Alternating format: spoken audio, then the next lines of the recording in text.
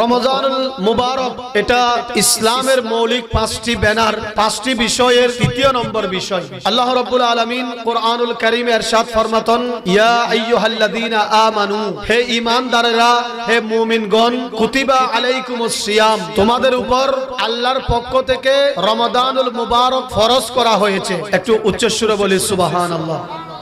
এটা শুধু তোমাদের উপর নয়, কামা কুতিবা আলাল্লাযীনা মিন ক্বাবলিকুম, তোমাদের পূর্বে অপরাপর যেই নবী এবং রাসূলরা এসেছিল তাদের উপর এবং তাদের উম্মতের উপর যেইভাবে রমাদানুল মুবারক ফরজ করা হয়েছিল, ঠিক একই পদ্ধতিতে একইভাবে তোমাদের উপরও রমাদানুল মুবারক ফরজ করা হয়েছে। একটু উচ্চ সুরে বলি সুবহানাল্লাহ।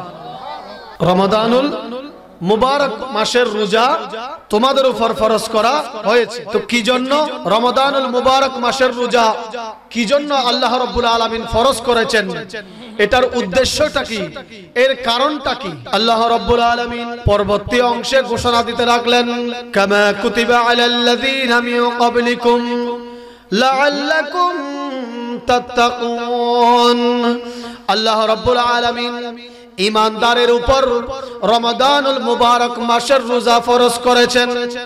এর পিছনে উদ্দেশ্য হলো লাআল্লাকুম তাত্তাকুন, ঈমানদার যাতে করে রমজানুল মুবারক মাসের সিয়াম সাধনা করে, রমজানুল মুবারক মাসের রোজাগুলো পালন করে, দিনের বেলায় রোজা পালন করে, রাতের বেলায় নফল ইবাদত বন্দেগী করে করে, কোরআন তেলাওয়াত করে করে, যাতে করে নিজেদেরকে মুত্তাকি বান্দার দফতরে নিজেদের নামটা লিপিবদ্ধ করাতে পারেন।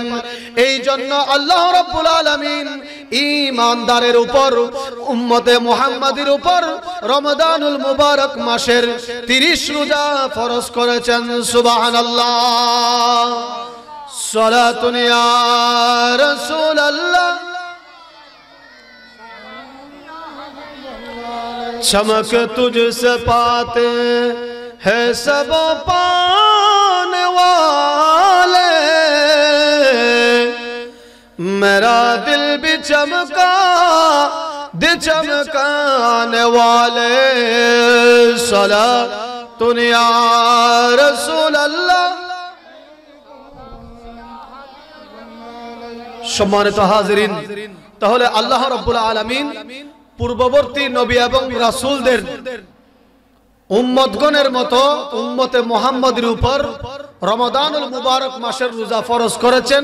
এর পিছনে উদ্দেশ্য হলো, এর পিছনে কারণ হলো, আল্লাহ রাব্বুল আলামিন উম্মতে মুহাম্মাদের মধ্যে যারা রমজানুল মুবারক মাসের রোজাগুলো পালন করবে, যারা সিয়াম সাধনা করবে, যাতে করে তাদেরকে মুত্তাকি বান্দাদের দফতরে তাদের নামটা লিপিবদ্ধ করাতে পারেন, যাতে করে তাদেরকে মুত্তাকি হিসেবে আল্লাহ কবুল করে নিতে পারেন। এই জন্য আল্লাহ রমাদানুল মুবারক মাসের রোজা আমাদের সকলের উপর ফরজ করেছেন। আর একবার জুড়ে জুড়ে বলি সুবহানাল্লাহ। সেই রমাদানুল মুবারক মাসের রোজা আমাদের সামনে। এই রমজানুল মুবারক মাসের রোজা আরো কি জন্য দান করেছেন?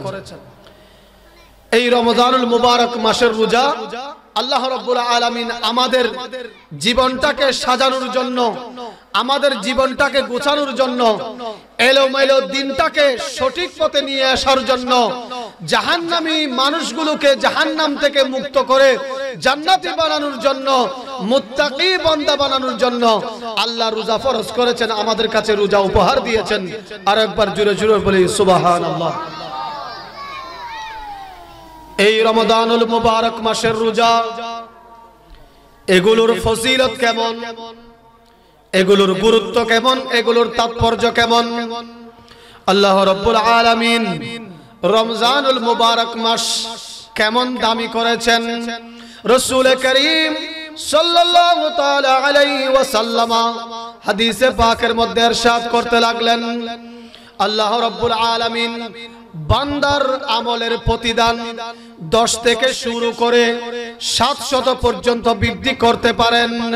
শুধু তাই নয়, রমাদানুল মুবারক মাসের রোজার এমন ফজিলত, এমন তাৎপর্য, এমন গুরুত্ব রাসূলুল্লাহ বলতে লাগলেন, আল্লাহ রাব্বুল আলামিন হাদিসে কুদসির মধ্যে ইরশাদ করেছেন, আস-সাওমু লি ওয়া আনা আজজি বি। রমজানুল মুবারক মাসের রোজাগুলো আমি আল্লাহর জন্য, আর এগুলোর প্রতিদান আমি আমার বান্দাদেরকে ময়দানে মাহশরে আমার হাতে নাতে দান করব। সুবহানাল্লাহ। রোজার এমন ফজিলত, এমন গুরুত্ব যে আল্লাহ রাব্বুল আলামিন হাদিসে কুদসির মধ্যে ইরশাদ করেছেন, আস-সাওমু লি ওয়া আনা আজজি বি। বান্দার আমলের প্রতিদান, আমলের সওয়াব 10 থেকে শুরু করে 70 তথা 700 গুণ পর্যন্ত আল্লাহ রাব্বুল আলামিন বৃদ্ধি করতে পারেন। কিন্তু রোজার এমন ফজিলত, এমন প্রতিদান, এমন জজা, এমন ফলাফল, এমন পুরস্কার আল্লাহ রাব্বুল আলামিন বান্দাদেরকে রোজার জন্য দান করবেন, যেটার কোনো ওজন করা হবে না, যেটার কোনো মাফ দেওয়া হবে না, বেগাইরি হিসাব, বিনা হিসেবে আল্লাহ রাব্বুল আলামিন রোজাদারদেরকে তার প্রতিদান দান করবেন। সবাই উচ্চ সুরে বলি সুবহানাল্লাহ। এই রোজার ফজাইল যদি, রোজার গুরুত্ব যদি বর্ণনা করতে যাই অনেকগুলো। এই রমাদানুল মুবারক মাসের রোজা আল্লাহ রাব্বুল আলামিন উম্মতে মুহাম্মাদীদেরকে দান করেছেন। উম্মতে মুহাম্মাদীর গুনাহগুলো তাদের আমলনামা থেকে মাফ করানোর জন্য রাসূল করিম সাল্লাল্লাহু তাআলা আলাইহি ওয়াসাল্লাম হাদিসে পাকের মধ্যে ইরশাদ করেছেন, মান সামা রমাদানা ঈমানান ওয়া ইহতিসাবান গুফিরা লাহু মা তাকদ্দামা মিন যামব।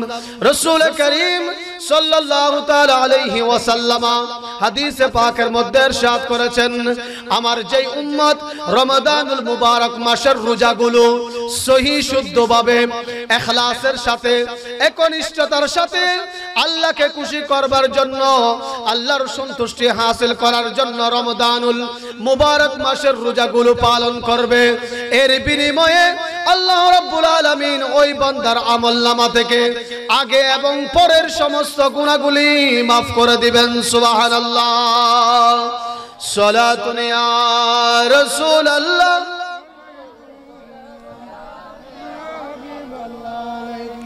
ইয়া রাসূলুল্লাহ انظر حالنا يا حبيب الله اسمع قولنا صلاة يا رسول الله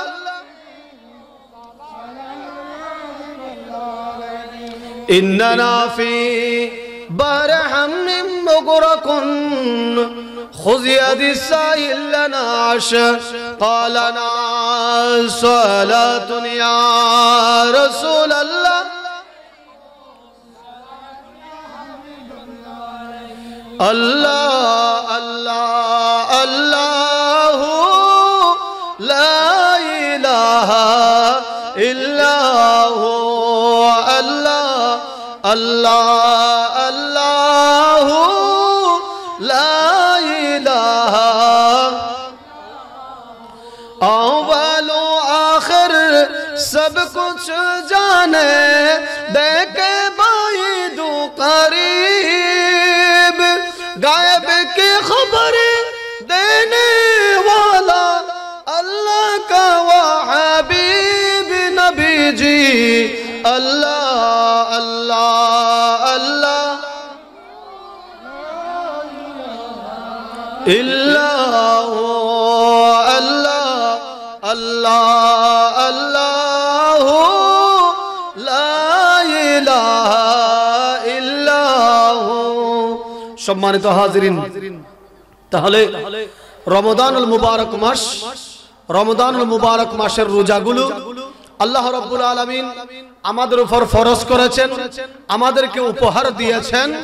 উম্মতে মুহাম্মাদীর গুনাহগুলিকে আল্লাহ যাতে করে তাদের আমলনামা থেকে মাফ করাতে পারেন, এই জন্য আল্লাহ রাব্বুল আলামিন রোজা আমাদেরকে উপহার হিসেবে দান করেছেন। একটু জোরে সুরে বলি সুবহানাল্লাহ।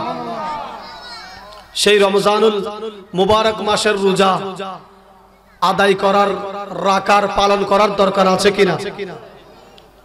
এখন তো আমরা দেখতে পাই কিছু আল্লাহর বান্দা রমজানুল মুবারক মাস আসলে তাদের গ্যাস্ট্রিকের ব্যথা বেদনা বেড়ে যায়, ঠিক কিনা? গ্যাস্ট্রিক বেড়ে যায়। দিনের বেলায় দেখা যায় বিভিন্ন হোটেলে বিভিন্ন দোকানে পর্দা নামিয়ে দিয়ে ওখানে ভিতরে তারা দিনের বেলায় ইফতার অবস্থায় আছে, ঠিক কিনা?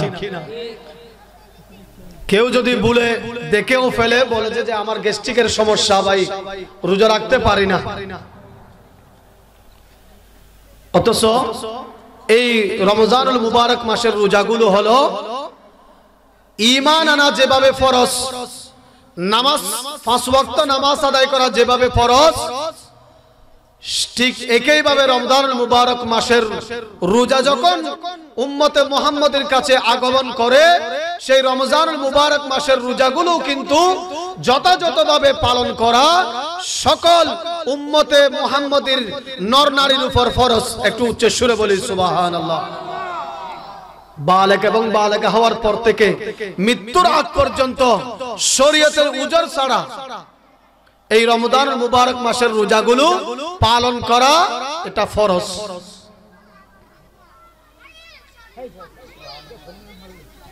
এটা কোরআনুল কারীমের আয়াত থেকে প্রমাণ পাওয়া যায়।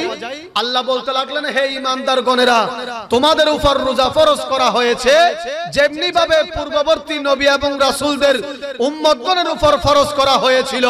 তাহলে বোঝা গেল রোজার এই বিধান শুধু আমাদের জন্য নয়, আদম সফিউল্লাহ থেকে শুরু করে ঈসা রুহুল্লাহ পর্যন্ত আমাদের নবীর পূর্ববর্তী যত নবী এবং রাসূলরা এই পৃথিবীর জমিনে এসেছিল হেদায়েতের জন্য, মানব জাতির মুক্তির জন্য যারা এসেছিল, সকলের কাছে রোজার এই বিধান জারি এবং সারি ছিল।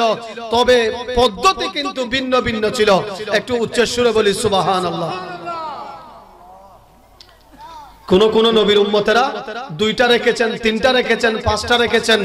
এইভাবে পদ্ধতি ভিন্ন হতে পারে, কিন্তু কোরআনুল কারীমের এই আয়াত থেকে প্রমাণিত হয় যে রোজার এই বিধান শুধু আমাদের শরীয়তে নয়, পূর্ববর্তী নবী এবং রাসূলদের শরীয়তের মধ্যেও ছিল।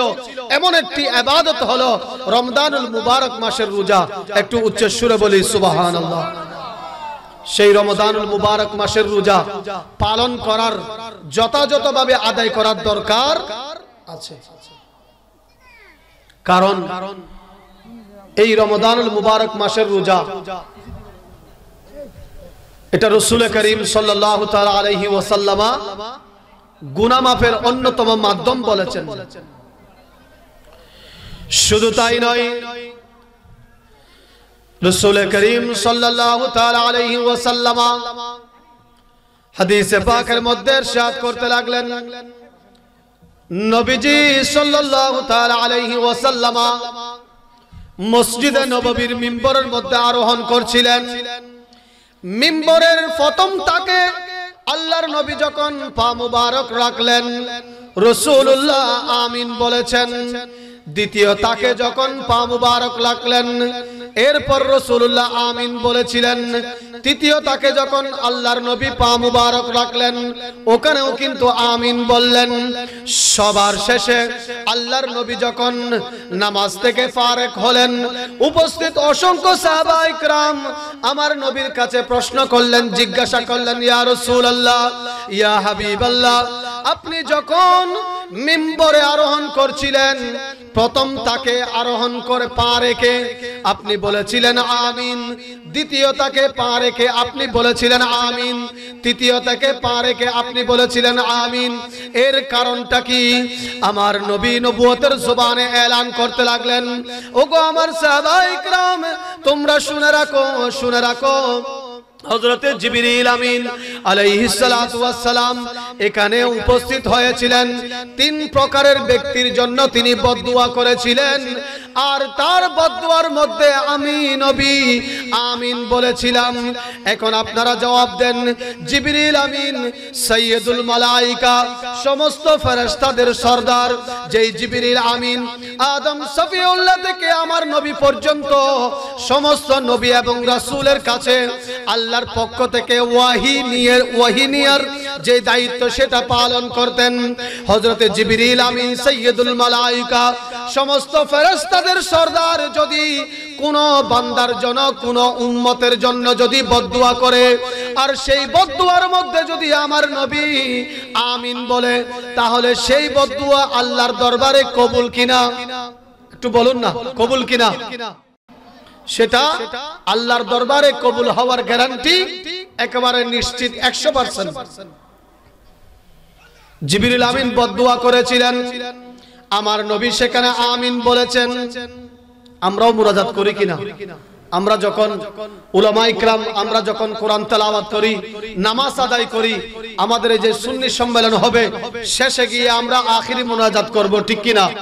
তো আমরা উলামায়ে কিরাম যখন মুনাজাত করি, পাবলিক যারা থাকে, সামনে যারা থাকে, সবাই কি বলে? আমিন বলে। তার মানে কি? আমি যেটা বলেছি আল্লাহর দরবারে যেই ফরিয়াদটা করছি, এটার ব্যাপারে আপনি আমাকে সাপোর্ট করতেছেন, অর্থাৎ আল্লাহ যেন আমাদের সকলের দোয়া কবুল করে নেয়, ঠিক কিনা? ঠিক একইভাবে জিবরিল আমিন যখন বদদুয়া করলেন, আমার নবী সেখানে আমিন বললেন।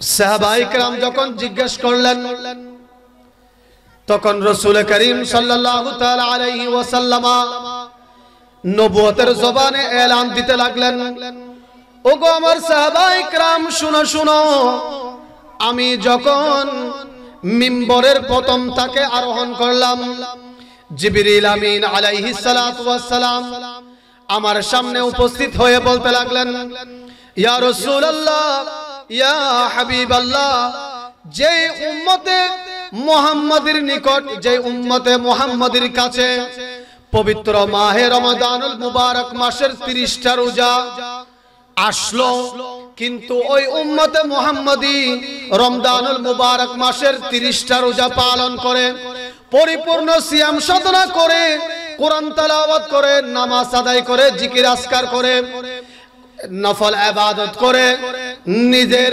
আমলনামার গুনাহগুলো মাফ করাতে পারে নাই, ওই বান্দা ধ্বংস হোক, ওই উম্মত ধ্বংস হোক। জিবরিল আমিন যখন সেটা বলেছেন, আমি নবী ওই জিবরিল আমিনের কথার মধ্যে আমিন বলেছি। একটু জোরে সুরে বলি নাউযুবিল্লাহ। জিবরিল আমিন আসলেন, আমাকে বললেন, ইয়া রাসূলুল্লাহ, যেই উম্মতের নিকট পবিত্র মাহে রমজানুল মুবারক মাসের মতো এত গুরুত্বপূর্ণ মাস তার সামনে আসলো, কিন্তু সেই রমজানুল মুবারক মাসকে, রমজানুল মুবারক মাসের রোজাগুলোকে যথাযথ মর্যাদা দিল না, এগুলোর যথাযথ কদর করলো না, সিয়াম সাধনা করলো না, কোরআন তেলাওয়াত করলো না, এক কথায় রমজানুল মুবারক মাসের কদরদানি করলো না, ওই উম্মত ধ্বংস হোক। তখন আমার নবী বললেন আমিন। নবীজি কি বলেছেন? আমিন বলেছেন। তার মানে জিবরিল আমিন যেই উম্মতের জন্য বদদুয়া করেছেন, ওই বদদুয়ার উপর আমার নবী আমিন বলেছেন। আপনারা বলুন, নবী যদি আমিন বলে, সেই দোয়া হোক কিংবা বদদুয়া হোক, এটা আল্লাহর দরবারে কবুল হবে কিনা? হবে। কারণ নবীদের দোয়া আল্লাহর দরবারে কবুল। নবীরা যখন এই যেটাই আল্লাহর দরবারে দোয়া করুক কিংবা বদদুয়া করুক, সেটা কি হবে? আল্লাহর দরবারে কবুল হবে, অবশ্যই, গ্যারান্টেড। এইভাবে যদি আমরা দেখতে পাই, আদম সফিউল্লাহর পর এই পৃথিবীর জমিনের প্রথম রাসূল হযরত নূহ আলাইহিস সালাতু ওয়াস সালাম 950 বছর দ্বীনের দাওয়াত দেওয়ার পর মাত্র 80 জন মানুষ হযরত নূহ আলাইহিস সালাতু ওয়াস সালামের দাওয়াতে সাড়া দিয়ে তারা ঈমান গ্রহণ করেছিলেন। পরবর্তীতে হযরত নূহ আলাইহিস সালাতু ওয়াস সালাম আল্লাহর দরবারে কওমে নূহের জন্য বদদুয়া করেছিলেন। আল্লাহ রাব্বুল আলামিন হযরত নূহ আলাইহিস সালাতু ওয়াস সালামের বদদুয়া কবুল করে সমস্ত কওমে নূহকে আল্লাহ পৃথিবীর জমিন থেকে ধ্বংস করে দিলেন। নাউযুবিল্লাহ। এইভাবে কোরআনুল কারীমের মধ্যে দেখা যায় আল্লাহ রাব্বুল আলামিন ৬টি জাতিকে কওমে নূহ, কওমে লূত, কওমে আদ, কওমে সামুদ, এইভাবে আরো ২টি কওম সহ প্রায় ৬টি কওমকে আল্লাহ রাব্বুল আলামিন তাদের নবীদের বদদুয়ায় এই পৃথিবীর জমিন থেকে আল্লাহ রাব্বুল আলামিন তাদেরকে মুছিয়ে দিলেন, নিশ্চিহ্ন করে দিলেন, তাদেরকে ধ্বংস করে দিলেন। একটু চিৎকার দিয়ে বলি নাউযুবিল্লাহ। কিন্তু আমার নবী, আপনার নবী রাহমাতুল লিল আলামিন, এমন দয়াবান নবী, এমন রাহমাতুল লিল আলামিন নবী, এত কষ্ট দেওয়ার পরও রাসূল করিম সাল্লাল্লাহু তাআলা আলাইহি ওয়াসাল্লামকে উহুদের ময়দানে দন্দন মুবারক শহীদ করার পরও, তায়েফের ময়দানে পাথর মারার পরও, নামাজের মধ্যে ঘাড়ের মধ্যে উটের নারী বুড়ি তুলে দেওয়ার পরও, এত নির্যাতন নিপীড়ন অত্যাচার করার পরও আমার প্রিয় নবী সাল্লাল্লাহু তাআলা আলাইহি ওয়াসাল্লাম উম্মতে মুহাম্মাদের জন্য বিন্দু পরিমাণ বদদুয়া করে নাই। সুবহানাল্লাহ। উহুদের ময়দানে যখন আমার নবীর দন্দন মুবারক যখন শহীদ হলো, একদিকে রাসূল করিম সাল্লাল্লাহু তাআলা আলাইহি ওয়াসাল্লামের মুখ মুবারক থেকে রক্ত ঝরছিলেন, ওইদিকে আল্লাহ রাব্বুল আলামিন হযরতে জিবরিল আমিন আলাইহিস সালাতু ওয়াস সালামকে পাঠিয়ে দিলেন। হে জিবরিল আমিন, তুমি এই মুহূর্তে জমিনের মধ্যে অবতরণ করো, আমার নবীকে বলো রাসূলুল্লাহ যদি এই কওমের জন্য যদি আল্লাহর দরবারে বদদুয়া করে, তাহলে আমি আল্লাহ রাব্বুল আলামিন উহুদের ময়দান ফাঁক করে সমস্ত জাতিকে মাটির নিচে নিশ্চিহ্ন করে দেব। সুবহানাল্লাহ। আমার নবীকে যখন এই কথা বলা হলো, রাসূল করিম সাল্লাল্লাহু তাআলা আলাইহি ওয়াসাল্লাম রাহমাতুল লিল আলামিন নবী, উম্মতের কান্ডারি নবী, সমস্ত কায়নাতের নবী চোখের পানি ছেড়ে দিলেন, বলতে লাগলেন হে জিবরিল আমিন আলাইহিস সালাতু ওয়াস সালাম, আল্লাহ রাব্বুল আলামিন আমাকে এই পৃথিবীর জমিনে পাঠিয়েছেন এই কওমগুলোকে দ্বীনের দাওয়াত দেওয়ার জন্য, তাওহীদের দাওয়াত দেওয়ার জন্য, কোরআনের বাণী পৌঁছিয়ে দেওয়ার জন্য, আল্লাহকে চিনানোর জন্য। আল্লাহ যদি এই কওমগুলোকে ধ্বংস করে দেয়, তাহলে আমি দ্বীনের দাওয়াত কাদের কাছে প্রচার করব? চিৎকার দিয়ে বলি সুবহানাল্লাহ। সালাতুন ইয়া রাসূলুল্লাহ।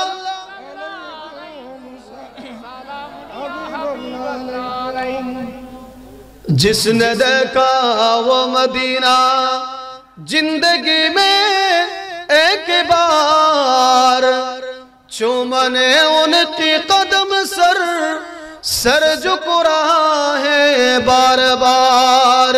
सलातुन या अलैकुम सलाम या হাবিবাল্লাহ। সম্মানিত হাজরিন, কোরআনুল কারীম যদি খুলে দেখি, অসংখ্য নবী এবং রাসূল তাদের কওমের জন্য বদদুয়া করেছেন, কিন্তু আমার নবী রাহমাতুল লিল আলামিন নবী, গোটা কায়নাতের নবী, আসমানের নবী, জমিনের নবী, 18,000 মখলুকাতের নবী, এই নবী কখনো উম্মতের জন্য বদদুয়া করে নাই। কিন্তু হযরতে জিবরিল আমিন আলাইহিস সালাতু ওয়াস সালাম যখন 3 প্রকারের ব্যক্তির জন্য বদদুয়া করলেন, আমার নবী জিবরিল আমিনের সাথে সুর মিলিয়ে ওই বদদুয়ার মধ্যে আমিন বলেছেন। তন্মধ্যে এক প্রকার হলো যেই উম্মত, যেই বান্দা রমজানুল মুবারক মাসের মতো এত গুরুত্বপূর্ণ মাস, এত ফজিলত ওয়ালা মাস, এত বরকতমণ্ডিত মাস, রহমতের মাস, মাগফিরাতের মাস, নাজাতের মাস, সবরের মাস, শুকরের মাস, এত বড় গুরুত্বপূর্ণ মাস পাওয়ার পরও যেই মাসের মধ্যে আল্লাহ রাব্বুল আলামিন তার কোটি কোটি গুনাহগার বান্দাদের গুনাহগুলোকে ক্ষমা করে তাদেরকে জাহান্নাম থেকে মুক্ত করে জান্নাত দান করেন।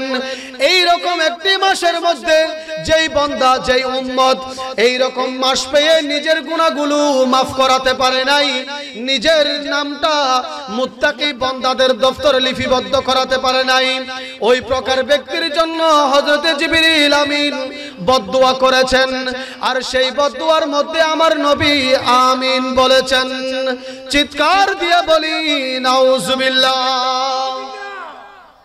তাহলে রমজানুল মুবারক মাস এটা কেমন গুরুত্বপূর্ণ মাস। নবীজি কিন্তু কখনো কোনো উম্মতের জন্য বদদুয়া করে নাই, কোন উম্মতকে অভিশাপ দেয় নাই। অথচ রমজানের ব্যাপারে যখন জিবরিল আমিন বদদুয়া করলেন, আমার নবী একটু আমিন বলেছেন। তো নবীজি আমিন বলা মানে সেটা আল্লাহর দরবারে কবুল।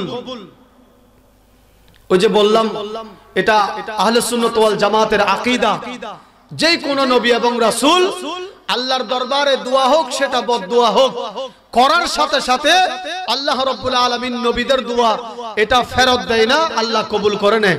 একটু চিৎকার দিয়ে বলি সুবহানাল্লাহ। যেমন হযরত ইউনূস আলাইহিস সালাতু ওয়াস সালাম তার কওমের জন্য বদদুয়া করেছিলেন। তার কওমের জন্য তারা যখন ঈমান আনছেন না, হযরত ইউনূস আলাইহিস সালাতু ওয়াস সালামের উপর জুলুম নির্যাতন নিপীড়ন বাড়িয়ে দিল, হযরত ইউনূস আলাইহিস সালাতু ওয়াস সালাম ওই কওমের জন্য বদদুয়া করলেন। কিন্তু আল্লাহ সেই বদদুয়া কবুল করে নিলেন।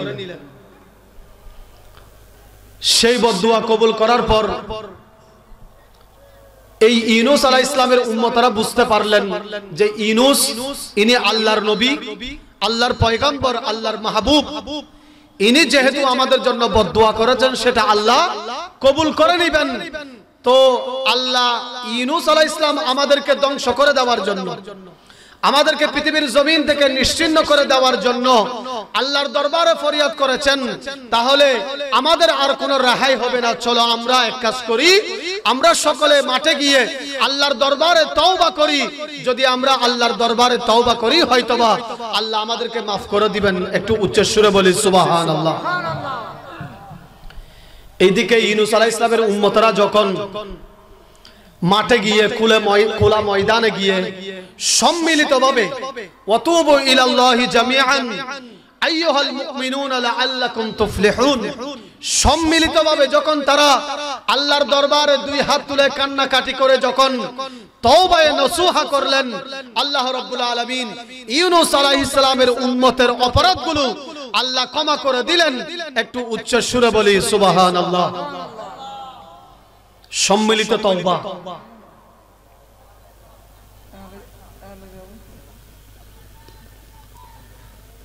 যাই হোক, সেদিকে যাচ্ছি না। তাহলে রমজানুল মুবারক মাস পেয়ে যারা নিজের গুনাহগুলোকে মাফ করাতে পারে নাই, নিজেকে মুত্তাকি বান্দার দফতরে নিজের নামটা লিপিবদ্ধ করাতে পারে নাই, নিজেকে আল্লাহর মকবুল বান্দার দফতরে লিপিবদ্ধ করাতে পারে নাই, তার জন্য জিবরিল আমিন বদদুয়া করেছেন। সাহাবায়ে কেরাম বললেন, ইয়া রাসূলুল্লাহ, দ্বিতীয়টাকে কেন আপনি আমিন বলেছেন? নবীজি বলতে লাগলেন, আমি যখন দ্বিতীয় মিম্বরে যখন পা রাখলাম, হযরতে জিবরিল আমিন আলাইহিস সালাতু ওয়াস সালাম বললেন, ইয়া রাসূলুল্লাহ, ইয়া হাবিবাল্লাহ, আপনার উম্মতের যেই বান্দার মা এবং বাবা দুটোটা পৃথিবীর জমিনে বেঁচে আছে, মা হোক অথবা বাবা হোক, দুইজনের যে একজন এই পৃথিবীর জমিনে বেঁচে আছে, কিন্তু ওই বান্দা ওই সন্তান মা বাবার খেদমত করে করে, মা বাবার সেবা করে করে দুনিয়ায় বসে জান্নাত লাভ করতে পারে নাই, ওই বান্দা ধ্বংস হোক। জিবরিল আমিন যখন এই বদদুয়া করলেন, এই বদদুয়ার উপর আমার নবীও আমিন বলেছেন। নাউজুবিল্লাহ। সম্মানিত হাজিরিন, আপনাদের মনোযোগ। দ্বিতীয়টাকে আমার নবীজি আমিন বলেছেন। জিবরিল আমিন বলতে লাগলেন, ইয়া রাসূলুল্লাহ, ইয়া হাবিবাল্লাহ, যেই উম্মত মা বাবা দুজনকে পেল, অথবা মাকে পেল কিংবা বাবাকে পেল, মা বাবা উভয়জন হোক অথবা একজন হোক, দুইজনকে পাওয়ার পরও এই পৃথিবীর জমিনে তাদের সেবা শুশ্রূষা করে, তাদের যত্ন নিয়ে, তাদের খেদমত করে দুনিয়ায় বসে তারা জান্নাত লাভ করতে পারে নাই, ওই বন্ধ ধ্বংস হোক। একটু চিৎকার দিয়ে বলি নাউজুবিল্লাহ। হযরত জিবরিল আমিন আলাইহিস সালাম তিন প্রকারের ব্যক্তির জন্য বদদুয়া করেছেন। এক প্রকার হলো যারা রমজান পেয়ে নিজের গুনাহগুলোকে maaf করাতে পারে নাই। দ্বিতীয় নম্বর হলো যারা মা বাবাকে পেয়ে দুনিয়ায় বসে বসে জান্নাত লাভ করতে পারে নাই। তিন নম্বর হলো যাদের সামনে আল্লাহর রাসূলের নামে মুবারক নেওয়া হলো, আমার নবীর নামে মুবারক উচ্চারণ করা হলো, কিন্তু সেই বখিলতা করে আমার নবীর উপর দরুদ শরীফ পড়ে নাই। এই তিন প্রকারের ব্যক্তির জন্য হযরত জিবরিল আমিন আলাইহিস সালাতু ওয়াস সালাম বদদুয়া করেছেন, আর আমার নবী সেখানে আমিন বলেছেন। তাহলে কোন একটি বিষয়ের জন্য জিবরিল আমিন যদি আল্লাহর দরবারে বদদুয়া করে, সেই বদদুয়া কি ফেরত যাবে? একটু জোরে সুরে বলুন না, ফেরত যাবে? আর সেখানে যদি নবী আমিন বলে, তাহলে সেটাও কি ফেরত যাওয়ার, ফেরত আসার কোনো সম্ভাবনা আছে? নাই। তাহলে আমাদের সামনে পবিত্র মাহে রমজানুল মুবারক মাসের রোজা, এই রমজানুল মুবারক মাসের রোজাগুলো যথাযথভাবে পালন করার আমাদের সকলের দরকার আছে কিনা? এবং রমজানুল মুবারক মাসের রোজাগুলো পালন করে, সিয়াম সাধনা করে, দিনের বেলায় রোজা পালন করে, রাতের বেলায় সালাতুত তারাবি, সালাতুত তাহাজ্জুদ, কিয়ামুল লাইল, সালাতুন নাফিলা আদায় করে করে আমরা রমজানুল মুবারক মাসকে যথাযথভাবে সম্মান এবং কদর করার দরকার আছে কিনা? একটু জোরে সোরে বলুন না, আছে কিনা? আল্লাহ রাব্বুল আলামিন আমাদের সবাইকে আগত মাহে রমজানুল মুবারক মাসের যথাযথ মর্যাদা দেওয়ার, যথাযথ কদর করার, পবিত্র মাহে রমজানুল মুবারক মাসের রোজাগুলো সহি শুদ্ধভাবে ইখলাসের সাথে আদায় করার আল্লাহ আমাদেরকে তৌফিক দান করুক। একটু উচ্চ সুরে বলি আমিন। বহুমুখী ফজিলত রমজানুল মুবারক মাসের রোজার। যাই হোক, সময় অনেক হয়েছে, এখানে আমাকে দুইটি বিষয় নির্ধারণ করে দেওয়া হয়েছে। একটি হলো পবিত্র মাহে রমজানুল মুবারক মাসের রোজার ফজিলত, আর একটা হলো কোরআন তেলাওয়াতের ফজিলত। আমি আমার খুতবার শুরুতেও বলেছি, রমজানুল মুবারক মাসের রোজা এবং কোরআন তেলাওয়াতের সাথে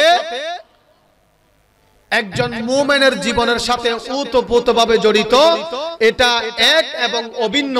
একটু উচ্চ সুরে বলি সুবহানাল্লাহ। কারণটা কি? আল্লাহ রাব্বুল আলামিন পবিত্র কোরআনুল কারীম, মহাবিশ্বের মহাবিশ্বই মহাগ্রন্থ আল কোরআন আল কারীম, আল্লাহ এটা লৌহে মাহফুজ থেকে ইলা সামাঈদ দুনিয়া, দুনিয়ার আসমানে একই সাথে নাজিল করেছেন আল্লাহ রমজানুল মুবারক মাসে। এবং শুধু তাই নয়, রমজানুল মুবারক মাসে আল্লাহ রাব্বুল আলামিন উম্মতে মুহাম্মাদের জন্য এমন একটি রাত দান করেছেন, যেই রাতের নাম হলো লাইলাতুল কদর, যেই রাতের গুরুত্ব হলো 1000 মাস ইবাদত করলে যতটুকু সওয়াব, ততটুকু সওয়াব আল্লাহ রাব্বুল আলামিন এক রাতে দান করবেন। সেই রকম একটি মহিমান্বিত রাত লাইলাতুল কদরে আল্লাহ রাব্বুল আলামিন লাউহে মাহফুজ থেকে এই কোরআনুল কারীম একসাথে দুনিয়ার আসমানে নাজিল করেছেন। একটু উচ্চ সুরে বলি সুবহানাল্লাহ, আর একটু জোরে সুরে বলি সুবহানাল্লাহ। আপনাদের মনোযোগ আছে তো? মনোযোগ আছে? তাহলে রমজানুল মুবারক মাস হলো 12 মাসের সর্বশ্রেষ্ঠ মাস, যেটাকে সাইয়্যিদুশ শুহুর বলা হয়, সমস্ত মাসের সরদার। এই রমজানুল মুবারক মাস এমন গুরুত্বপূর্ণ মাস, এমন ফজিলত মণ্ডিত মাস, এমন বরকত মণ্ডিত মাস, যেই মাসে আল্লাহ রাব্বুল আলামিন গুরুত্বপূর্ণ একটি রাত দান করেছেন। আবার যেই রাতে আল্লাহ আমাদের যেই মহা গ্রন্থ আল কোরআন আল কারীম আল কোরআন দাস্তুরুনা, আমাদের সংবিধান, আমাদের গাইড বুক, আমাদের চলার পথ, আমাদের রাস্তা দেখার পথ, আমাদের সকলের জন্য আলো, আমাদের সকলের জন্য নূর। কোরআনুল কারীম এই রমজানুল মুবারক মাসের লাইলাতুল কদরে আল্লাহ নাযিল করেছেন লাউহে মাহফুজ থেকে দুনিয়ার আসমানে। একটু জোরে জোরে বলি সুবহানাল্লাহ। ওখান থেকে আমার নবীর এজাহারে নবুয়ত হওয়ার পর এই কোরআনুল কারীম ধীরে ধীরে দীর্ঘ 23 বছরে অবস্থার পরিপ্রেক্ষিতে যখন যেটা প্রয়োজন আল্লাহ রাব্বুল আলামিন আয়াতে কারীমা নাযিল করে দিলেন। যখন এই সমস্যা, তখনই আল্লাহ রাব্বুল আলামিন এটার সমাধান দিয়ে দিলেন কোরআনুল কারীমের মাধ্যমে। একটু উচ্চ সুরে বলি সুবহানাল্লাহ। সেই কোরআনুল কারীম আমাদের সামনে রমজান, এটা রমজানুল মুবারক মাসে কোরআনুল কারীম তেলাওয়াত করার দরকার আছে কিনা? একটু জোরে সুরে বলেন, দরকার আছে কিনা? কোরআনুল কারীম অবশ্যই আমরা তেলাওয়াত করব। এমনিতে খতমে তারাবি তো থাকবে, আবার অন্ততপক্ষে গোটা রমজান মিলে 30 দিনে হলো যারা কোরআনুল কারীম জানেন, কোরআনুল কারীম যারা শিখেছেন, আপনারা সকলে চেষ্টা করবেন খতমে তারাবির পাশাপাশি একটি খতমে কোরআনুল কারীম নিজে নিজে বসে আদায় করা। ঘরে হোক, মসজিদে হোক, নিজেও আদায় করবেন। সন্তান সন্ততি থাকলে তাদেরকেও আদায় করার জন্য নির্দেশ দিবেন। স্ত্রী ঘরের মধ্যে আহলিয়া পরিবার পরিজনকেও আদায় করার জন্য নির্দেশ দিবেন। আল্লাহ আমাদেরকে সেই আমলটি করার তৌফিক দান করুক, সবাই বলি আমিন। রমজানুল মুবারক মাসের সাথে কোরআনের সাথে একটি সম্পর্ক, এই যে বললাম, আল্লাহ রাব্বুল আলামিন কোরআনুল কারীমের সাথ ফরমাতন 22 নম্বর পারার 16 নম্বর পৃষ্ঠায় আল্লাহ ঘোষণা করে দিলেন, বিসমিল্লাহির রহমানির রহিম, ইন্নাল্লাযীনা ইয়াতলুনা কিতাবাল্লাহি ওয়া আকামুস সালাতা ওয়া আনফাকু মিম্মা রাযাকনাহুম সিররান ওয়া আলানিয়া ইয়ারজুনা তিজারাতান লাউ তাবুর। চিৎকার দিয়ে বলি আল্লাহু আকবার। সম্মানিত হাজিরিন, আল্লাহ রাব্বুল আলামিন কোরআনুল কারীমে এলান দিয়ে দিলেন, সকলের মনোযোগ আকর্ষণ করছি। আল্লাহ রাব্বুল আলামিন ঘোষণা দিতে লাগলেন, নিশ্চয়ই যারা আল্লাহর কিতাব তেলাওয়াত করে, কিতাব আল্লাহ আই আল কোরআন আল কারীম, নিশ্চয় আমার বান্দাদের মধ্য থেকে যারা নর এবং নারী যারা কোরআনুল কারীম তেলাওয়াত করে, আল্লাহর কিতাব পড়ে, ওয়া আকামুস সালাত এবং সাথে সাথে নামাজ আদায় করে, নিয়মিত 5 ওয়াক্ত নামাজ আদায় করে। 3 নম্বরে ওয়া আনফাকু মিম্মা রাযাকনাহুম সিররান ওয়া আলানিয়া, আমি আল্লাহ তাদেরকে যেই জীবিকা দান করেছি, আমি আল্লাহ তাদেরকে যেই রিজিক দান করেছি, ওই রিজিক থেকে গোপনে এবং প্রকাশ্যে, জাহির এবং বাতিন, সর্ব অবস্থায়, সচ্ছল এবং অসচ্ছল অবস্থায়, সর্ব অবস্থায় আল্লাহর রাস্তায় ব্যয় করে। এই 3টি কাজ যারা করে, ইয়ারজুনা তিজারাতান, তারা এমন একটি ব্যবসার আশা করতে পারে, লাউ তাবুরা, যেই ব্যবসার মধ্যে কোনো নুকসানিয়ত হবে না, যেই ব্যবসার মধ্যে কোনো অলাভ হবে না, যেই ব্যবসা কখনো ধ্বংস হবে না, যেই ব্যবসার মধ্যে লাভ আর লাভ। চিৎকার দিয়ে বলি সুবহানাল্লাহ। সম্মানিত হাজিরিন, আল্লাহ রাব্বুল আলামিন কোরআনুল কারীমের এই আয়াতে উম্মতে মুহাম্মাদীর দুনিয়া এবং আখিরাতকে সাফল্যমণ্ডিত করবার জন্য, দুনিয়া এবং আখিরাতকে দামি করার জন্য, দুনিয়া এবং আখিরাতকে সুন্দর করার জন্য এই আয়াতে কারীমার মাধ্যমে আল্লাহ রাব্বুল আলামিন 3টি বিষয় নির্ধারণ করে দিয়েছেন, 3টি কর্মসূচি দান করেছেন। 1 নম্বরে আল্লাহ বলতে লাগলেন, নিশ্চয়ই যারা কোরআনুল কারীমের তেলাওয়াত করবে এবং নিয়মিত নামাজ আদায় করবে, আমি আল্লাহ তাদেরকে যেই জীবিকা দিয়েছি, যেই রিজিক দিয়েছি, ওই রিজিক থেকে আল্লাহর রাস্তায় ব্যয় করবে। মসজিদের জন্য দান করবে, মাদ্রাসার জন্য দান করবে, মাহফিলের জন্য অংশগ্রহণ করবে, এতিম মিসকিনদেরকে দান করবে, অসহায় গরিব মেয়েদের বিবাহের মধ্যে দান করবে, রাস্তাঘাটে দান করবে, কালবাটে দান করবে, জনকল্যাণমূলক কাজে দান করবে, এক কথায় আল্লাহর রাস্তায় ব্যয় করবে। তারা এমন একটি ব্যবসার আশা করতে পারে যেই ব্যবসার মধ্যে কখনো নুকসানিয়ত হবে না, যেই ব্যবসার মধ্যে কখনো অলাভ হবে না, কখনো ক্ষতিগ্রস্ত হবে না, শুধু লাভ আর লাভ হবে। সুবহানাল্লাহ।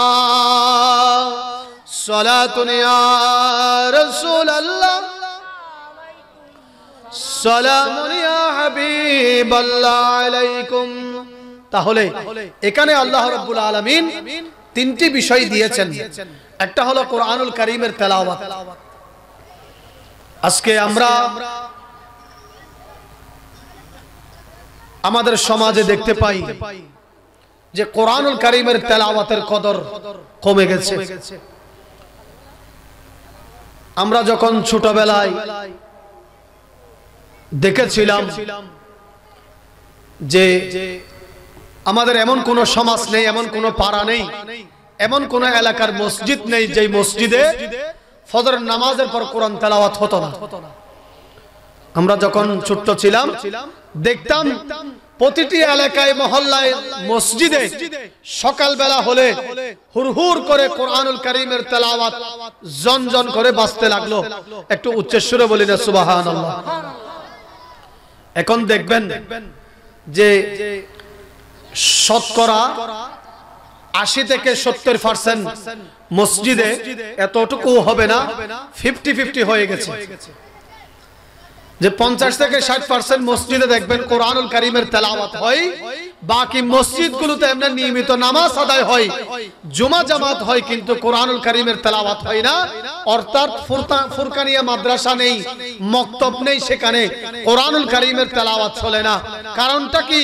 ওই এলাকার মানুষগুলো তারা আধুনিক হয়ে গিয়েছে, তারা তাদের সন্তানগুলোকে সকালবেলায় আর কোরআন শিক্ষার জন্য মসজিদে পাঠায় না, তারা তাদের সন্তানগুলোকে আধুনিক শিক্ষায় শিক্ষিত করবার জন্য তারা তাদের সন্তানগুলোকে সকাল ৭টা বাজে তাদেরকে কেজি স্কুলে পাঠিয়ে দেয়, বিভিন্ন ইংলিশ মিডিয়াম, বাংলা মিডিয়াম স্কুলে পাঠিয়ে দেয় তাদের সন্তানগুলোকে উচ্চ শিক্ষায় শিক্ষিত করার জন্য।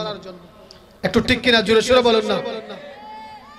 কিন্তু কোরআনুল কারীমের তেলাওয়াত, কোরআনুল কারীম শিক্ষা, কোরআনুল কারীম শিক্ষা করা, এটা আল্লাহ রাব্বুল আলামিন সকল উম্মতের মুসলমান নর-নারীর উপর আল্লাহ ফরজ করে দিয়েছেন। একটু উচ্চ সুরে বলি না সুবহানাল্লাহ।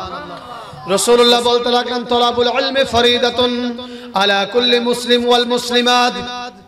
দ্বীনি ইলম তলব করা, কোরআনুল কারীম শিক্ষা, যা কিছু না শিখলে নামাজ আদায় করা যাবে না, যতটুকু না শিখলে রমজানুল মুবারক মাসের রোজাগুলো ভালোভাবে আদায় করতে পারবে না, যতটুকু না শিখলে নামাজ আদায় করতে পারবে না, ততটুকু ইলম অর্জন করা আল্লাহ রাব্বুল আলামিন উম্মতে মুহাম্মাদের জন্য ফরজ করে দিয়েছেন। সুবহানাল্লাহ। তলাবুল ইলমি ফরিদাতুন আলা কুল্লি মুসলিম ওয়াল মুসলিমাত। নূরানী মাদ্রাসার মধ্যে আমাদের এই হাদিসগুলো পড়ানো হয় যে রাসূলুল্লাহ বলতে লাগলেন যে দ্বীনি ইলম তলব করা, নামাজ কিভাবে আদায় করবে, রোজা কিভাবে রাখবে, কোরআন তেলাওয়াত কিভাবে পড়বে, কোরআন তেলাওয়াত কিভাবে করবে, এই যে বিষয়গুলো জানা, এটা উম্মতের জন্য আল্লাহ রাব্বুল আলামিন ফরজ করে দিয়েছেন। এটাকে বলা হয় ফরজ আইন। একটু উচ্চ সুরে বলি সুবহানাল্লাহ। যেই কোরআন শিক্ষা আল্লাহ আমাদের জন্য ফরজ করে দিয়েছেন, সেই কোরআনের দারদারি না, সেই কোরআনের তেলাওয়াত এখন আর আমাদের ঘরে চলে না, আমাদের মসজিদের মক্তবে চলে না। আমরা আধুনিক শিক্ষায় শিক্ষিত করবার জন্য আমাদের সন্তানগুলোকে আমরা সকাল ৭টা বাজে আমরা তাদেরকে মক্তবে না পাঠিয়ে ইংলিশ মিডিয়াম, বাংলা মিডিয়াম স্কুলে পাঠিয়ে দিই। ঠিক কিনা? রাসূল করিম সাল্লাল্লাহু তাআলা আলাইহি ওয়াসাল্লাম হাদিসে পাকের মধ্যে ইরশাদ করেছেন, উম্মত তোমরা তোমাদের সন্তানদেরকে সর্বপ্রথম কোরআনুল কারীম শিখিয়ে দাও। তোমাদের সন্তানেরা যখন কোরআনুল কারীম শিখবে তখন তোমাদের সন্তান বাকি এলমগুলো অটোমেটিক শিখে যাবে, আদব শিখে যাবে। মা বাবাকে কিভাবে শ্রদ্ধা করতে হয়, মা বাবাকে কিভাবে সম্মান করতে হয়, মা বাবার কিভাবে সেবা যত্ন করতে হয়, কিভাবে মানব সেবা করতে হয়, কিভাবে মানুষের খেদমত করতে হয়, এই সবগুলো বিষয় কোরআনুল কারীমের মাধ্যমে তোমার সন্তান শিখে যাবে। চিৎকার দিয়ে বলি সুবহানাল্লাহ। তুমি তোমার সন্তানগুলোকে তুমি কোরআনুল কারীম শিখিয়ে দাও, আর কোরআনুল কারীম তোমার সন্তানকে গোটা জগতের এলমগুলো শিখিয়ে দিবে। সেখানে মানবিকের এলমও থাকবে, সায়েন্সের এলমও থাকবে, বিজ্ঞানের এলমও থাকবে, সেখানে ব্যবসায়িক এলমও থাকবে, ব্যক্তিগত জীবন, পারিবারিক জীবন, সামাজিক জীবন, রাষ্ট্রীয় জীবন, অর্থনৈতিক জীবন, গোটা জিন্দেগির এলমগুলো আল্লাহ রাব্বুল আলামিন কোরআনুল কারীমের মধ্যে জব্দ করে দিয়েছেন, বর্ণনা করে দিয়েছেন। আল্লাহ ঘোষণা করে দিলেন তিবিয়ানাল লিকুল্লি শাই, এই কোরআনুল কারীমের মধ্যে গোটা কায়নাতের ইলম আমি আল্লাহ রাব্বুল আলামিন লিপিবদ্ধ করে দিয়েছি। একটু চিৎকার দিয়ে বলি না সুবহানাল্লাহ। কিতাবুন আনজালনাহু ইলাইকা তিবিয়ানাল লিকুল্লি শাই, আমি এই কিতাব অবতীর্ণ করেছি, এটা এমন একটি কিতাব যেই কিতাবের মধ্যে আমি গোটা কায়নাতের ইলমগুলো ঢুকিয়ে দিয়েছি। একটু চিৎকার দিয়ে বলি সুবহানাল্লাহ। উম্মত, তুমি যখন তোমার সন্তানকে কোরআনুল কারীম শিখিয়ে দিবে, তোমার সন্তান ব্যক্তিগত জীবন শিখে যাবে, পারিবারিক জীবন শিখে যাবে, সামাজিক জীবন শিখে যাবে, রাষ্ট্রীয় জীবন শিখে যাবে, অর্থনৈতিক জীবন শিখে যাবে, আদব কায়দা শিখে যাবে। গোটা কায়নাতের আলম তোমার সন্তানের সিনার মধ্যে জব্দ হয়ে যাবে। সুবহানাল্লাহ। এই কোরআনুল কারীম এটা আল কোরআন দাস্তুরুনা, এটা আমাদের জন্য সংবিধান। এই কোরআনের সাথে ঈমানদারের সাথে একটা সম্পর্ক। এর কারণটা কি? আল্লাহ রাব্বুল আলামিন কোরআনুল কারীমে ঘোষণা দিতে লাগলেন, একজন ঈমানদার যদি, একজন মুমিন যদি কোরআনুল কারীমের তেলাওয়াত করে, নিয়মিত কোরআনুল কারীম পাঠ করে, তাহলে ওই ঈমানদারের ঈমান যতটুকু তার চেয়ে বহু গুণে তার ঈমানটা বেড়ে যায়, ঈমান বৃদ্ধি হয়ে যায়। সুবহানাল্লাহ। সালাতুন ইয়া রাসূলুল্লাহ, সালামুন ইয়া হাবিবাল্লাহ আলাইকুম ইয়া রাসূলাল্লাহ, উনজুর আলানা ইয়া হাবিবাল্লাহ ইসমা ক্বালানা। সালাতুন ইয়া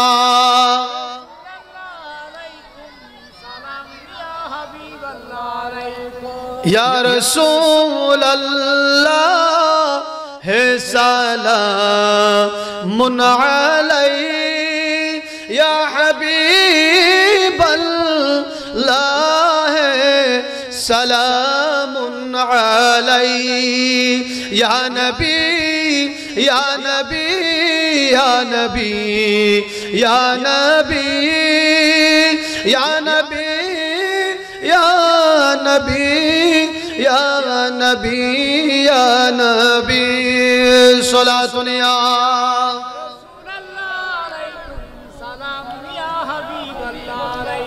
তাহলে কোরআন তেলাওয়াতের মাধ্যমে ঈমানদারের ঈমানটা এটা বহুগুণে বেড়ে যায়, এটা বৃদ্ধি হয়ে যায়। আল্লাহ রাব্বুল আলামিন কোরআনুল কারীমের 9 নম্বর পারার 16 নম্বর পৃষ্ঠায় সূরাতুল আরাফে ঘোষণা দিতে লাগলেন, ইন্নামাল মুমিনুনা আল্লাযীনা ইযা যুকিরাল্লাহু ওয়াজিলাত কুলুবুহুম ওয়া ইযা তুলিয়াত আলাইহিম আয়াতুহু যাদাতুহুম ঈমানা।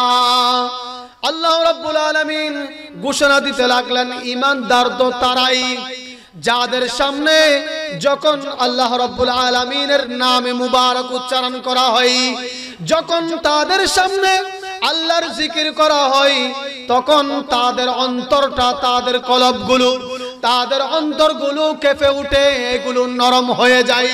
একটু জোরে সুরে বলি সুবহানাল্লাহ। শুধু তাই নয়, ওয়াইদা তুলিয়াত আলাইহিম আয়াতুহু, যখন এই তাদের সামনে আল কোরআনুল কারীমের তেলাওয়াত করা হয়, কোরআনুল কারীমের আয়াত তেলাওয়াত করা হয়, পাঠ করা হয়, এক কথায় কোরআনুল কারীম পড়া হয়, তখন জাদাতুহুম ঈমানা, তাদের ঈমানটা বহু গুণে বেড়ে যায়। চিৎকার দিয়ে বলি সুবহানাল্লাহ। আল্লাহু আকবার। ইয়া রাসূলুল্লাহ, ইয়া গৌসুল আজম দস্তগীর, জিন্দাবাদ জিন্দাবাদ জিন্দাবাদ জিন্দাবাদ জিন্দাবাদ জিন্দাবাদ জিন্দাবাদ। সম্মানিত হাজিরিন, তাহলে কোরআনুল কারীম এর তেলাওয়াত এত বড় নিয়ামত। একজন ঈমানদার যদি কোরআনুল কারীমের তেলাওয়াত করে, নিয়মিত যদি কোরআনুল কারীম পাঠ করে, তাহলে আল্লাহ বলতে লাগলেন তার ঈমানটা বহুগুণে বৃদ্ধি হয়, তার ঈমানটা বহুগুণে বেড়ে যায়। একটু চিৎকার দিয়ে বলি না সুবহানাল্লাহ। শুধু তাই নয়, এই কোরআন আল্লাহ রাব্বুল আলামিন কি জন্য আমাদের উপর, আমার নবীর উপর নাজিল করেছেন? উম্মতে মুহাম্মাদীকে কেন কোরআনুল কারীমের মতো এত বড় শ্রেষ্ঠ কিতাব, মহাবিশ্বের মহাবিশ্বই মহাগ্রন্থ আল কোরআন আল কারীম, এত বড় কিতাব আল্লাহ রাব্বুল আলামিন কেন উম্মতে মুহাম্মাদীদেরকে উপহার দিলেন, আমার নবীর উপর কেন নাজিল করলেন? এক নম্বরে, এই কোরআন আমরা আমাদের যোগ্যতায় পাই নাই, এটা আমরা আমার নবীর বদৌলতে পেয়েছি। চিৎকার দিয়ে বলি সুবহানাল্লাহ। আমরা আমাদের যোগ্যতায়, আমাদের ক্যাপাসিটি, আমাদের ক্যাপাবিলিটি, আমাদের দক্ষতার কারণে, আমাদের আমলের কারণে আমরা কোরআন পাই নাই। এই কোরআন আল্লাহ রাব্বুল আলামিন আমাদেরকে দান করেছেন একমাত্র উম্মতে মুহাম্মাদীর উম্মত হওয়ার জন্য। আমার নবীর উসিলায় আমরা এই কোরআন পেয়েছি। সুবহানাল্লাহ, ঠিক কি না? এই কোরআন আমরা কার উসিলায় পেয়েছি? একটু জোরে সুরে বলুন না, কার উসিলায় পেয়েছি? কার কারণে পেয়েছি?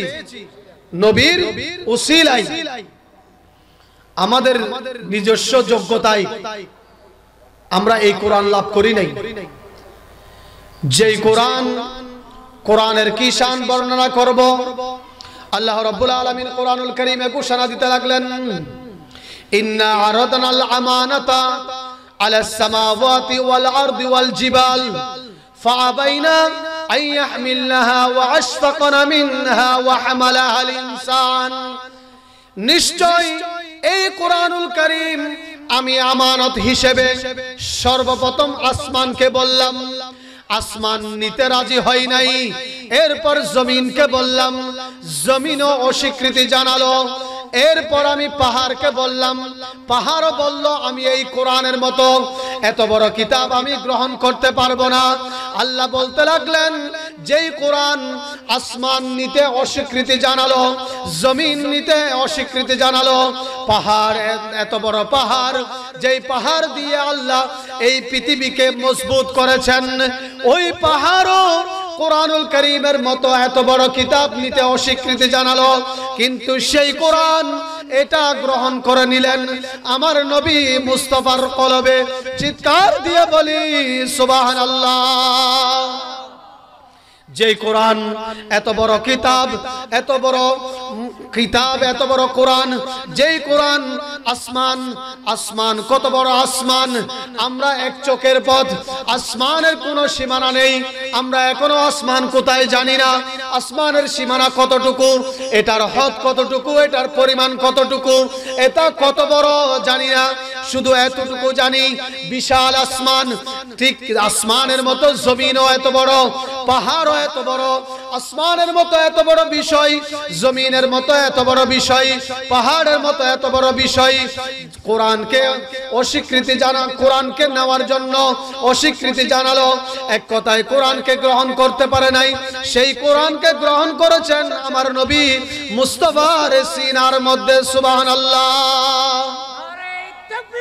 আল্লাহু আকবার, ইয়া রাসূলুল্লাহ, ইয়া গৌসুল আজম দস্তগীর, জিন্দাবাদ জিন্দাবাদ।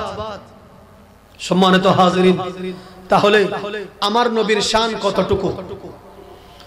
এই জন্য আল্লাহ রাব্বুল আলামিন কোরআনুল কারীমে সূরাতুল ইনশিরার মধ্যে আল্লাহ ঘোষণা করে দিলেন, আলাম নাশরাহ লাকা সাদরাক, ইয়া রাসূলুল্লাহ, ইয়া হাবিবাল্লাহ, আমি আপনার সিনা মুবারককে, আপনার কলবকে আমি প্রশস্ত করে দিলাম। কত বড় প্রশস্ত, এত বড় প্রশস্ত যেই কোরআন আসমান গ্রহণ করে নাই, জমিনও গ্রহণ করে নাই। পাহাড় এত মজবুত হওয়ার পরও জমিন পাহাড়ও কোরআন গ্রহণ করে নাই, কিন্তু সেই কোরআন গ্রহণ করেছেন আমার নবী মুস্তাফার সিনা মুবারক। সুবহানাল্লাহ। তাহলে এখান থেকে বোঝা গেল আমার নবীর কলবকে, আমার নবীর সদরকে, আমার নবীর সিনা মুবারককে আল্লাহ এত বড়, এত উঁচু করেছেন, যত বড় উঁচু আসমান নয়, এত প্রশস্ত করেছেন, যত বড় প্রশস্ততা পৃথিবীকে জমিনকে দান করে নাই, এমন মজবুত করেছেন যতটুকু মজবুত আল্লাহ পাহাড়কে করেন নাই। একটু চিৎকার দিয়ে বলি সুবহানাল্লাহ। এই জন্য আল্লাহ বলেছেন, ওয়ারাফা'না লাকা যিকরাক, ইয়া রাসূলুল্লাহ, আমি আপনার জিকিরকে, আপনার প্রশংসাকে আমি আল্লাহ বহুগুণে বুলন্দ করেছি। কতটুকু? আসমান যত উঁচু তার চেয়ে আরো কোটি গুণ আপনার শান ও মান আমি বুলন্দ করেছি। একটু চিৎকার দিয়ে বলি সুবহানাল্লাহ। কেমন কোরআন আমার নবীর উপর নাজিল হয়েছে, কেমন কোরআন আমার নবী গ্রহণ করেছেন। এই কোরআনুল কারীম যখন নাজিল হতেন, কোরআনুল কারীম যখন নাজিল হতেন, আমার নবীজি ক্লান্ত হয়ে যেতেন। শুধু তাই নয়, এই কোরআনুল কারীম যখন নাজিল হতেন, আমার প্যার নবী সাল্লাল্লাহু তাআলা, সকলে বলি সাল্লাল্লাহু তাআলা আলাইহি ওয়াসাল্লামা, এই কোরআনকে জব্দ করার জন্য, এই কোরআনকে হিফজ করার জন্য, এই কোরআনকে মুখস্থ করার জন্য আমার নবী তাড়াহুড়া করতেন। আমার নবী একটু দ্রুততা করতেন, তাড়াহুড়া করতেন। এই তাড়াহুড়া দেখে আল্লাহ রাব্বুল আলামিনের বরদাশত হয় নাই। আল্লাহ রাব্বুল আলামিন ঘোষণা করে দিলেন, লা তুহাররিক বিহি লিসানাকা লিতাআজালা বি, ইন্না আলাইনা জামাআহু ওয়া কুরআনা। ইয়া রাসূলুল্লাহ, ইয়া হাবিবাল্লাহ, এই কোরআনুল কারীম আমি আল্লাহ জিবরিল আমিন আলাইহিস সালামের মাধ্যমে আপনি নবীর উপর নাজিল করতেছি। এই কোরআন নাজিল করা আমার দায়িত্ব। আবার এই কোরআন হেফজ করতে গিয়ে, এই কোরআনকে জব্দ করতে গিয়ে, এই কোরআনকে মুখস্থ করতে গিয়ে আপনাকে তাড়াহুড়া করতে হবে না। আপনি আপনার জিহ্বা মুবারক, লিসান মুবারককে এত নড়াচড়া করতে হবে না। আমি আল্লাহ রাব্বুল আলামিন কুদরতি ভাবে আপনার কলবের মধ্যে এই কোরআন বসিয়ে দেওয়া আমি আল্লাহর উপর দায়িত্ব। সুবহানাল্লাহ। কোরআন যখন নাজিল হতেন, নবীজি একটু তাড়াহুড়া করতেন, বারংবার পড়তেন। আমরা যখন কোন একটা জিনিস মুখস্থ করি, মনে করেন গরুর রচনা, কোন একটা রচনা, কোন একটা প্যারাগ্রাফ, কোন একটা প্রশ্ন যখন আমরা ছোটবেলায় মুখস্থ করতাম, তখন ওই বিষয়টাকে বারংবার পড়তাম যাতে করে এটা মুখস্থ হয়ে যায়, ভালোভাবে আমার কলবের মধ্যে জব্দ হয়ে যায়, হেফজ হয়ে যায়। এইভাবে করতাম। ঠিক যখন কোরআনুল কারীম নাজিল হতো, আমার নবীজি একটু তাড়াহুড়া করতেন, বারংবার পড়তেন। এটা আল্লাহর কাছে বরদাস্ত হয় নাই। আল্লাহ রাব্বুল আলামিন আমার নবীর এই কষ্ট সহ্য করতে পারে নাই। আল্লাহর সাথে সাথে সূরাতুল কিয়ামার মধ্যে আয়াত নাযিল করে দিলেন, লা তুহাররিক বিহি লিসানাকা লিতাআজালা বি, ইন্না আলাইনা জামাআহু ওয়া কুরআনা। ইয়া রাসূলুল্লাহ, কোরআন মুখস্থ করার জন্য, এটাকে অন্তরের মধ্যে জব্দ করার জন্য আপনাকে তাড়াহুড়া করতে হবে না। কারণটা কি? এর কারণ হলো কোরআন আমি নাযিল করছি, আপনার কলবের মধ্যে বসিয়ে দেওয়া, আপনার সদরের মধ্যে এটা জব্দ করে দেওয়া আমি আল্লাহর দায়িত্ব। একটু জোরে জোরে বলি না সুবহানাল্লাহ। এমন কোরআন, যেই কোরআন আসমানকে যখন আল্লাহ আমানত হিসেবে বললেন, আসমান বললেন আমি নিতে পারবো না। জমিনকেও বললেন, আরাদানাল আমানাতা আলাস সামাওয়াতি ওয়াল আরদি ওয়াল জিবাল। আসমান ও জমিন, পাহাড়কে যখন এই কোরআন আল্লাহ আমানত হিসেবে দিলেন, তারা অস্বীকৃতি জানালো, তারা নিতে পারে নাই। তাদের মধ্যে সেই ক্যাপাবিলিটি, সেই সক্ষমতা, সেই যোগ্যতা ছিল না। ঠিক আল্লাহ রাব্বুল আলামিন এই কোরআনকে জব্দ করে নিলেন আমার নবীর মুস্তাফার কলব। একটু চিৎকার দিয়ে বলি না সুবহানাল্লাহ। তো নবীর মাধ্যমে আমরা পেয়েছি কেমন কোরআন। আল্লাহ রাব্বুল আলামিন 28 নম্বর পারার সূরাতুল হাশরে ঘোষণা দিতে লাগলেন, লাউ আনজালনা হাযাল কুরআন আলা জাবালিন লারাআইতাহু খাশিআম মুতাসাদ্দিআম মিন খাশিয়াতিল্লাহ। এই কোরআন যদি আমি পাহাড়ের উপর অবতীর্ণ করতাম, বান্দা তোমরা দেখতে পেতে সেই পাহাড় আর পাহাড়ের অস্তিত্বই থাকতো না। ওই পাহাড় বিগলিত হয়ে যেত, খণ্ড বিখণ্ড হয়ে যেত, দ্বিখণ্ডিত হয়ে যেত, চূর্ণ বিচূর্ণ হয়ে যেত। সুবহানাল্লাহ। কোরআনুল কারীম এত বড় কিতাব, কোরআনুল কারীমের এত শান, কোরআনুল কারীমের এত মান, কোরআনুল কারীমের এত মর্যাদা, এত মহাবিশ্বের মহাবিশ্বই আল কোরআনুল কারীম। আল্লাহ বলতে লাগলেন, পাহাড়কে আমি আল্লাহ এই পৃথিবীর জমিনে দান করেছি এই জমিনকে মজবুত করার জন্য। যেই পাহাড়ের মাধ্যমে পৃথিবী মজবুত হয়েছে, সেই পাহাড়ের উপরও যদি আমি কোরআনকে নাজিল করতাম, বান্দা তোমরা দেখতে পেতে সেই পাহাড় বিগলিত হয়ে যেত, খণ্ড বিখণ্ড হয়ে যেত, চূরমাচূর হয়ে যেত।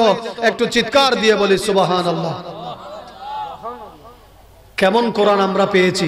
আজকে সেই কোরআনের তেলাওয়াত আমাদের ঘরে নেই। যদি আমরা ঘরের মধ্যে দেখতে পাই ওখানে টিভির উপরে পর্দা আছে, ঠিক কিনা বলেন না একটু?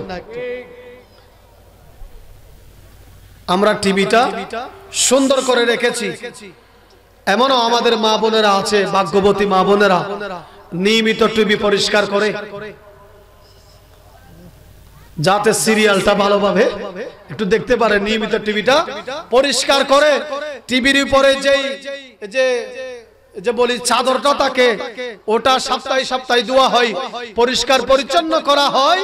কিন্তু আপনি দেখতে পাবেন ওখানে এমন কোরআন পড়ে আছে যে কোরআনের উপর বালি পড়তে পড়তে আধা ইঞ্চি 1 ইঞ্চি হয়েছে, ঠিক কিনা বলুন না? ওই কোরআনের খবর নেই, ওই কোরআনুল কারীমের কদর নেই।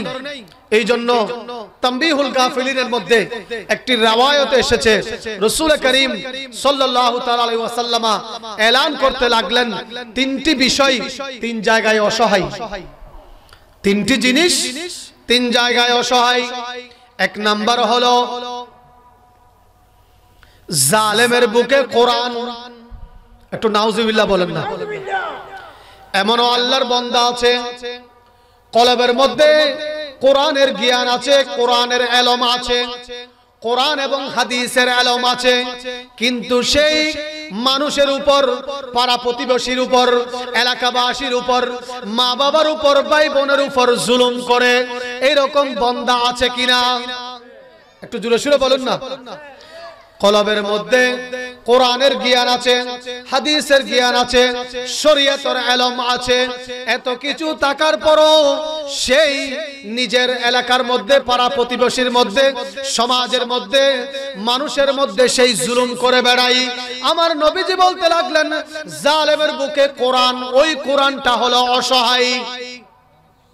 জালেমের বুকে কোরআন, ওই কোরআনটা অসহায়।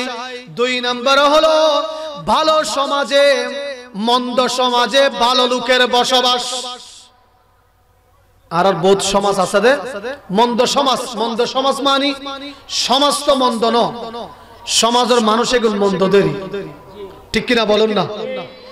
আমাদের এলাকায় অনেক সমাজ আছে, আরা হয়দুয়া দুনিয়া ফাল্টি গেই। আসলে কি দুনিয়া ফাল্টি গেই দে না, নাকি মানুষ পাল্টা গেই দে? দুনিয়া ফাল্টাই নাই, আমরা মানুষগুলো পাল্টিয়ে গিয়েছি। আমাদের স্বভাব, আমাদের চিন্তাধারা, আমাদের মন মানসিকতা পাল্টে গিয়েছে, ঠিক কিনা? এই জন্য আমরা বলি দুনিয়া পাল্টে গেছে। নয় নয়, ঠিক একই ভাবে মন্দ সমাজে ভালো লোকের বসবাস, তার মানে কি সমাজ মন্দ নয়, সমাজের মানুষগুলো মন্দ হয়ে গিয়েছে, ঠিক কিনা? সমাজের মানুষগুলো মন্দ হয়ে যায়। কেউ আছে মাদক ব্যবসায়ী, ঠিক কিনা? কেউ আছে ইয়াবা ব্যবসায়ী, ঠিক কিনা? কেউ আছে হিরোইন ব্যবসায়ী, ঠিক কিনা? কেউ ব্যবসা করে, আবার কেউ সেবন করে, আছে কিনা? কেউ আছে ঘুষ খাই, কেউ আছে ঘুষ দেয়, কেউ আছে সুদ খাই, কেউ আছে সুদের ব্যবসা করে, আছে কিনা? কেউ আছে জেনাহে লিপ্ত। এইভাবে আমাদের এলাকাটা, আমাদের সমাজটা মন্দ হয়ে যায়, আমাদের পরিবেশটা মন্দ হয়ে যায়। নবীজি বলতে লাগলেন, মন্দ সমাজের মধ্যে একজন ভালো মানুষ থাকলে ওই মানুষটা কিন্তু অসহায়। 3 নম্বরে নবীজি বলতে লাগলেন, ওই ঘরের কোরআন, যেই ঘরের মধ্যে কোরআন আছে কিন্তু কোরআনুল কারীমের তেলাওয়াত নেই, ওই ঘরের কোরআনটা হলো অসহায়। চিৎকার দিয়ে বলি নাউজুবিল্লাহ।